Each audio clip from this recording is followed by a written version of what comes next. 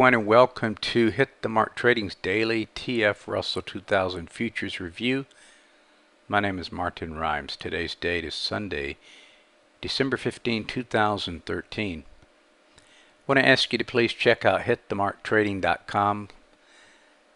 Take a look at what I do and how we teach trend and momentum.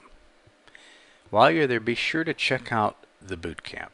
It is absolutely the best way to shortcut your learning process of trend and momentum techniques. Now, if you go to the contacts page, you can sign up for weekly blog updates. You'll have the opportunity to sign up for Rooster Call. Now, I'm giving this free. This not just 30 days. I'm giving this free to people. It's my early morning look at the markets. I send this out to clients, and I would love to send it to you. Just a very brief read telling us what we need to watch as the morning progresses. Now, here we are, our disclaimer. Remember, everything I mention in this recording is for your educational purposes only. All right, let's get to work with the charts.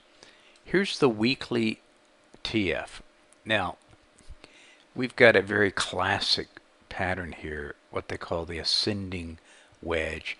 These tend to break out to the downside 65% of the time, or so I've read by some of these studies. What I'm going to do is blow this up, okay? And what's important to note is that even if price falls all the way down to 900, my goodness, we are still in an uptrend, okay? Now, on a weekly chart, breaking this line tells me we're going to go into this window area because price tends to want to touch this moving average, okay, 34 exponential moving average.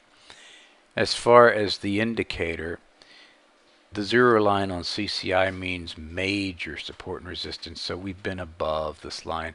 We have a bias to the upside, but we are getting a little bit of indication of lower prices ahead. Okay, let's look at the daily chart.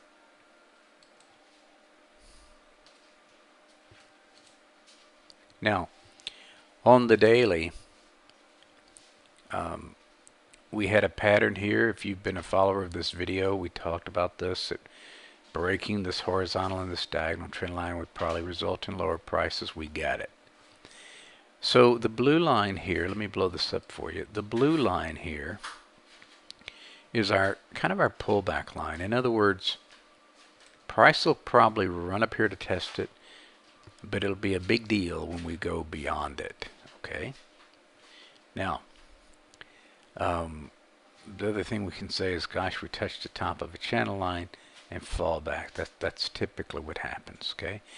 By the same token, we touch the bottom, we expect to go back up. Okay? All right. The momentum indicator has already said, I want to come back up. So we're watching for possible diagonal trend line break. Okay? Now, everything is predicated this week upon FOMC meeting.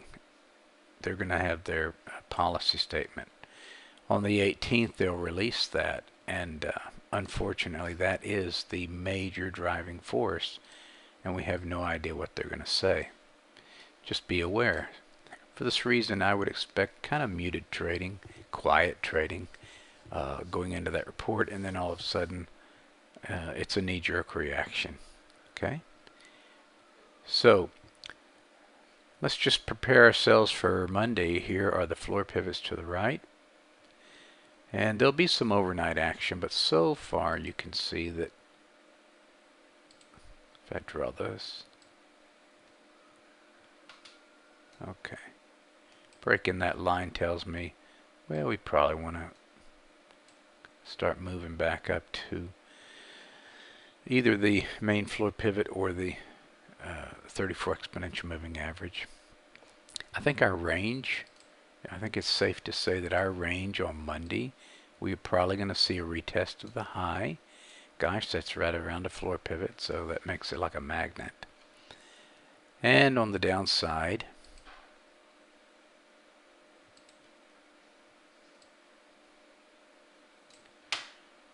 Okay. So this is your major window for expectation on price. Okay. Whoops.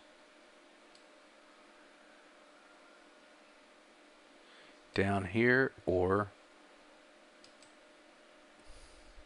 up here. Obviously, we can go beyond these levels. Okay. All right. That's it. I will talk to you Monday evening.